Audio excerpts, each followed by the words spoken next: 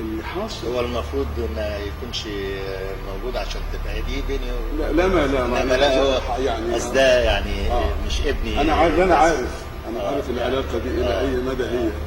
احنا عارفين الثقه. بعدين ده على فكره يعني قرب من الله، اخلاص لله، الحمد لله يا رب.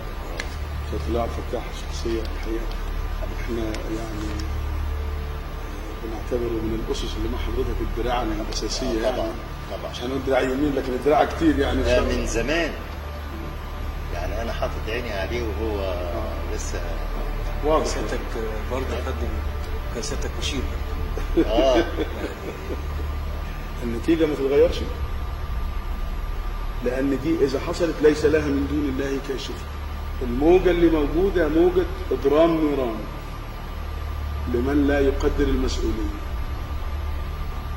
انا لا اتمنى هذا ولا اريده ولا اوافق عليه. عايزك تاخد بالك من ان لو حصل ويعني جهة ما حاولت انها تضرم النار في البلد، دي هتبقى مصيبة على البلد وعلينا. هي دي عشان كده عايزك تاخد بالك، عشان كده بس خد بالك وخليهم مفيش داعي للحاجات. انا بس اقول لحضرتك انه التصرف اللي موجود، الشعور اللي موجود شعور تلقائي شعور وليس مخطط. لا في تخطيط. معلش. النقطة الثانية هو انعقاد مجلس الشعب. انعقاد مجلس الشعب انا ما اقدرش اعمل، معلش انا اصالحك.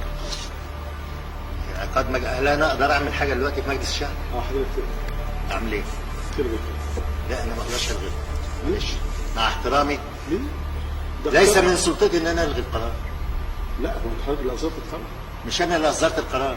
لا القرار ده قرار محكمة. القرار لا ده حكم محكمة. لا ده التنفيذ ده حاجة والقرار. بس معلش انا برضو بصالحك. استمع الي بس. ما انا استمعت اليك والله. اخوك الصغير الموضوع ده انا غير قادر على. بس ما نجيش يوم من الايام بعد يومين ثلاثة أربعة نقول انه احنا ضيعنا فرصة.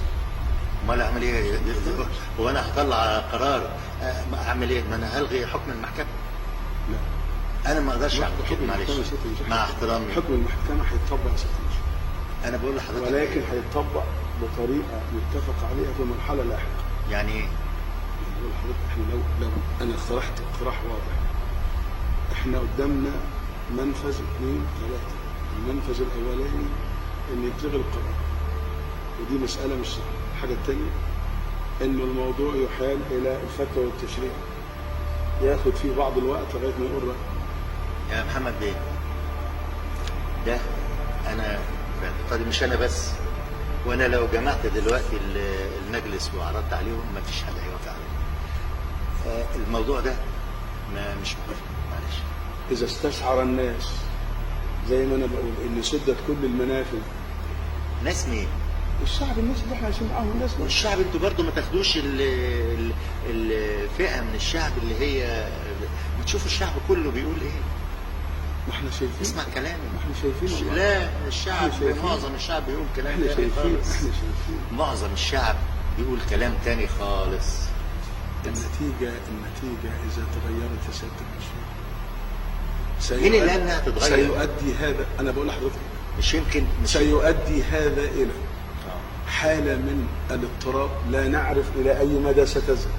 غير النتيجة أنا بقول لحضرتك سيؤدي إلى اضطرابات، ساعتها ولا أنتم هتقدروا تمنعوها. ستتوجه الاضطرابات إلينا، ستمثل خطر حقيقي غير 11 فبراير. أنا أرصد الواقع لحضرتك. أنا لك ناصح أمين.